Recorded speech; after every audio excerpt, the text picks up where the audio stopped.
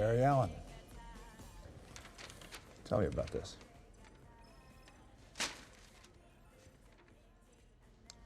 This is a person who looks exactly like me, but who is definitely not me. Very attractive Jewish boy.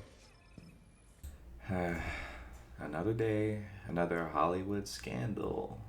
As the peak of social media continues to last for what seems to be forever, there will always be an infinite stream of news to keep the average Joe up to date on what their favorite actors and actresses get up to. Everything from skin routines of the rich and famous to the rap sheets and mugshots of those very same people. Ezra Miller's very troubling 2020 has revealed a lot more about the actor than anyone probably cared to know. But it all has a way of finding its way to the spotlight eventually if your name can generate enough headlines. Allegations ranging from kidnapping to domestic violence and even throwing in a little bit of burglary into the mix to spice it up. I'm pretty sure Ezra Miller's one off from completing his spiraling actor bingo card. Ooh, that's a bingo. Is that the way you say it? That's a bingo. But most recent news circulates around the wave of criticism and backlash that Miller caught after releasing their recent statement to the press stating they now understand they are dealing with complex mental issues and that they apologize for causing anyone alarm.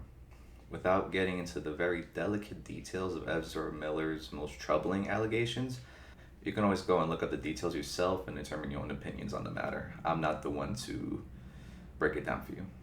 But it really does put into perspective a question I find myself contemplating when those paid to entertain the public are seemingly terrible human beings or commit criminal acts that are immediately forgiven after a very heartfelt apology. At what point does the consumer actually separate the art from the artist? Let me explain. This concept is a very divisive line in the sand now more than ever. With the amount of entertainment we all consume on a daily basis, chances are pretty high up there that someone involved in a popular film or television production is not an upstanding citizen. Sure, there are plenty of celebrities who are pretty dope, and I can always find a Reddit thread about someone meeting Chris Pratt in public and exclaiming how kind and amazing he is. And I believe it. There are, of course, genuinely good-hearted individuals in Hollywood. But what happens once your favorite actor has a mild slip-up in public and now their good guy stock drops a bit? It's against the law. No. You guys need to back up. I can't see the car. Okay, back up, guys. You can't see the car. They got the fuck out of the way. I can't see.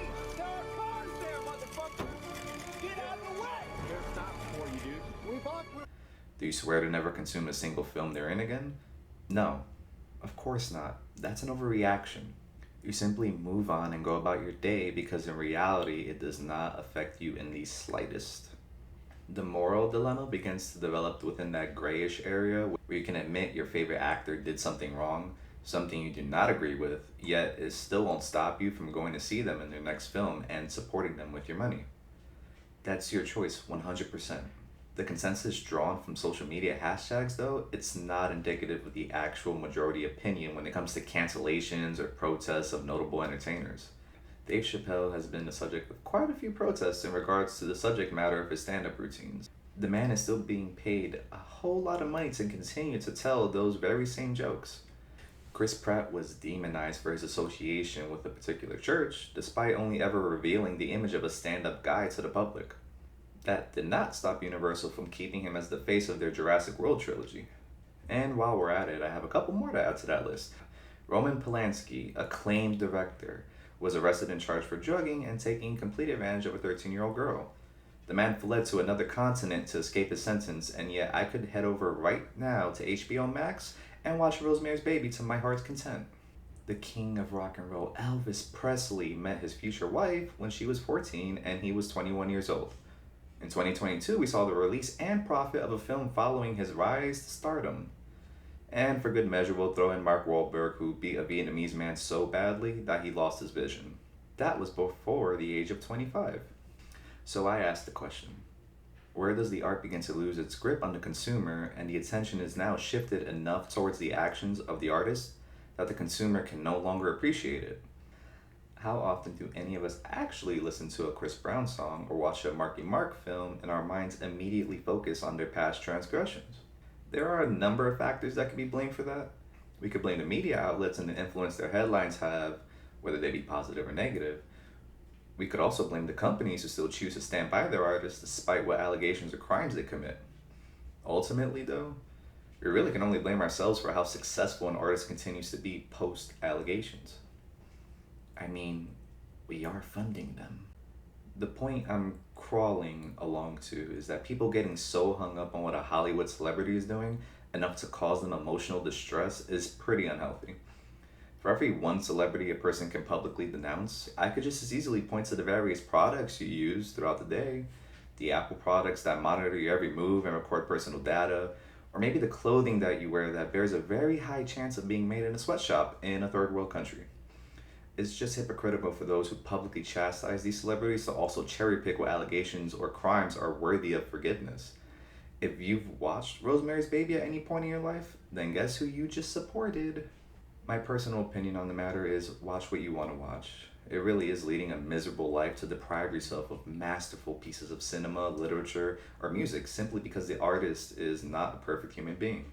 For any of us to have our lives disrupted by a figure in Hollywood doing a bad, it's just not worth it.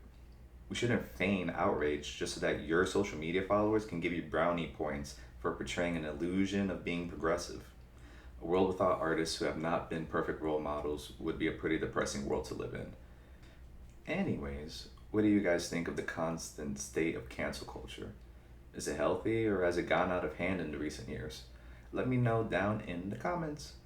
And if you could do me a solid and just hit the little old like and subscribe button right at the top. Your support really does mean a lot, and hopefully this channel can grow at a steady pace. Is that it? Yeah, that's it.